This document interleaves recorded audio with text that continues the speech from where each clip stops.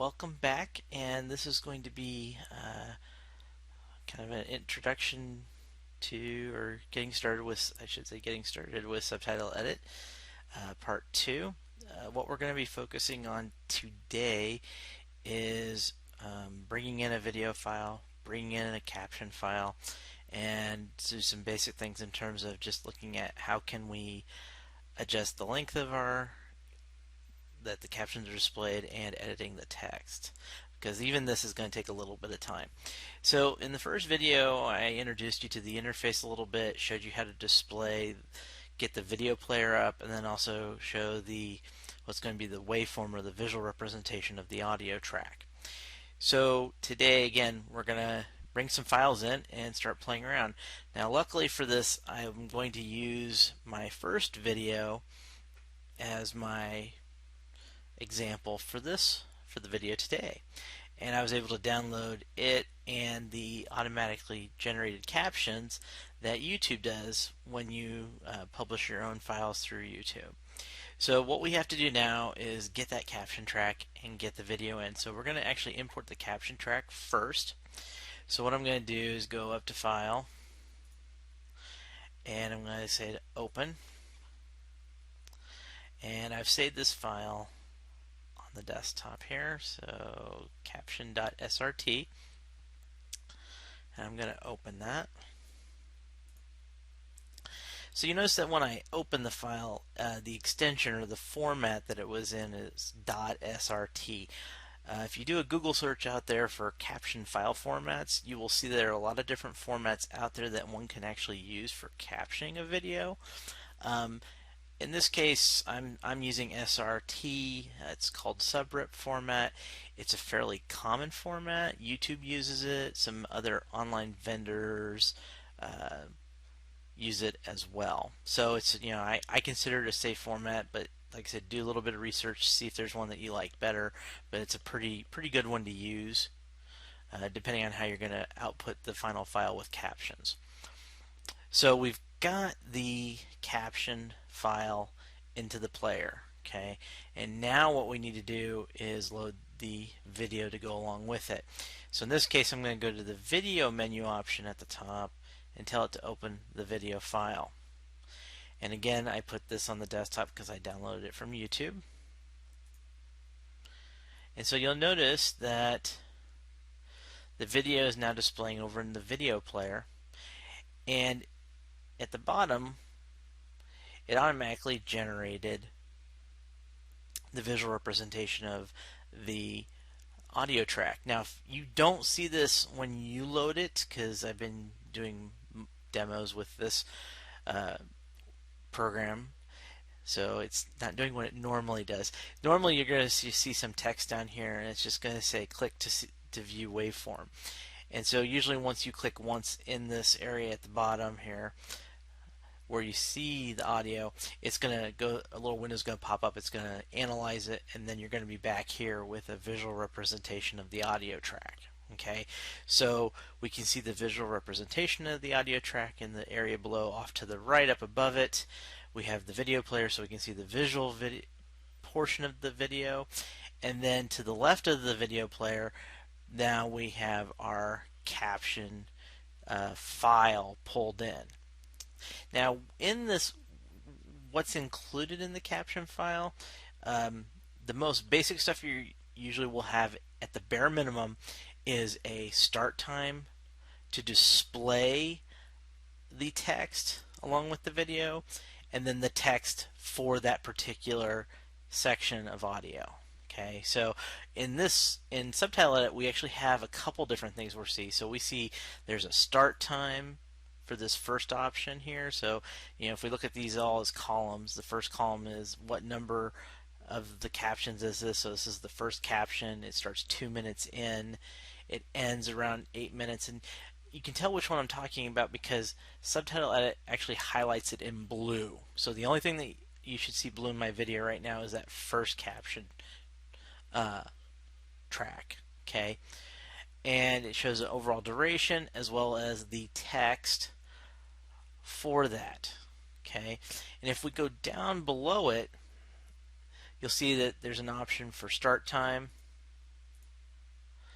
for duration, and these two are where we can go in and actually adjust manually when that particular caption text is going to appear and for how long. Um, I'm going to show you a more visual way of doing it here in a second. I think you might prefer. So, but before we get to that, the next thing I need to show to the right of duration is the actual text. So this represents, for that particular section, that moment in time in the audio track, this is the caption text that's going to appear with the video. Okay, so that if I go back up here into this caption track and pick a different one, you'll see that in the text box down below it, it updates now because I've now selected the second one, and it gives me the text for that second caption text track. Okay. Now, so I mentioned that they have the start time and duration, but there's a better way of doing it. And this is why I like this lower section with the visual representation of the audio. Because we can see the audio, we can see where they tried to line up our caption text with the audio. So this first one here, I don't know how hard it's going to be to see, but it looks like there's a shaded grid over the audio. It's actually gray instead of the black over to the left of it. If you double click on that, so I'm going to double click on that, you'll notice it comes highlighted in red. That means we've selected this particular caption text to edit. You'll notice up above, this is because it's in blue, we're actually on the first set of caption text for this video file. Okay. So it's selected in red. This is the one we're going to be editing. Now you'll notice as we go to the right down below, it looks like there's some activity, and then right around like right before 6 seconds, it looks like it just gets really low because there's not much audio activity. There's something going on there, but it's really minimal. But we see that it's still shaded. So the text is going to stay up longer, which it can, but we like to try to keep things as clean as we can when we're doing caption text. So below this, there's a little slider, and I'm clicking on it once or twice here. And what we can do is this moves the timeline. And you'll see there's a vertical blue bar that's moving. And that tells us where exactly we are, what specific moment we are in the timeline for the video. And it's a little inaccurate. Okay, so we can see it keeps on going to the right, and then eventually it hits our next caption text because there's this little dashed line here. Okay, now if I put my cursor on that, I get this looks like a little line with arrows aiming left and right, and this tells us we're going to adjust the width, or the length I should say, of this particular caption track. And if I drag it to the left by clicking and dragging, you'll see I'm shortening it until it looks like it's fairly close to where the audio might have stopped. And so now we have this blank gap between the first and the second caption. And that's fine. That's fine because that's what we're trying to do here, is just make things more accurate. So if I go back now, and when I click in the timeline, you'll see that little blue bar appears. That means that's where it's going to play from. And if I go back to the video player and I hit play now it's playing and the audio ends and the caption disappears. And then the audio starts again with the next one. So what we've done in this case is we've looked at the first caption text, and we've adjusted the length of how long it's going to present that on the screen with the video. So one thing is adjusting the length of each caption text section. Okay. The next thing is actually altering it, because you might be in a situation either because the audio quality is not very good, or if you're using something like I did today where you're using the caption track that YouTube creates is not always accurate. So your caption file may not be 100% accurate, so we need to fix it. So I'm going to back up the timeline for a second, because I know that first one is not completely right. Okay, now it's still selected because it's red. Shows it highlighted in blue at the top. So what we're going to do is we got our text here. Welcome to the first video in a series of it on using subtitle at it. Okay, so we're talking about subtitle edit, not at it. I don't even think that program exists. So I'm going to go back and just listen to it once.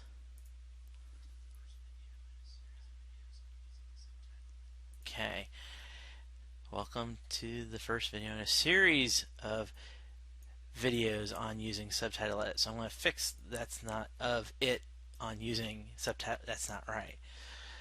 I'm going to put in videos using subtitle edit. Okay, and I'll put my closing punctuation in there now. So if I go back now before that and replay it, when we look in the video player now, we should see the corrected. Oh, let me fix that. Since it's the beginning of the sentence, we'll put welcome, capital W. And so I'll hit play now.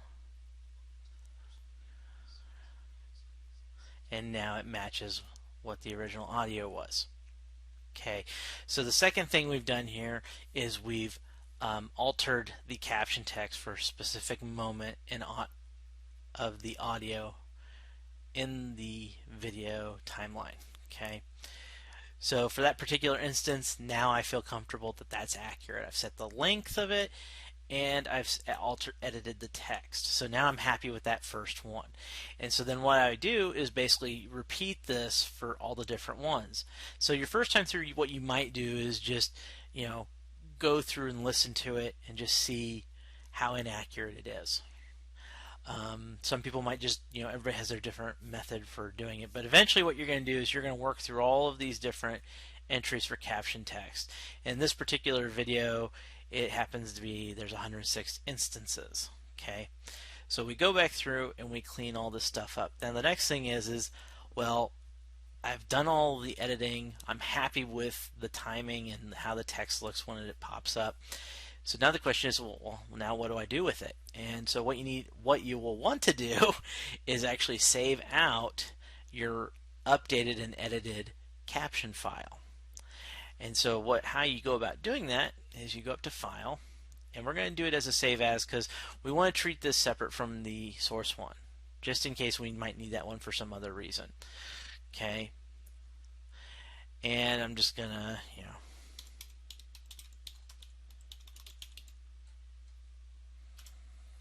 give it a name, updated captions 2.srt. I'm keeping it as an SRT just like the original was.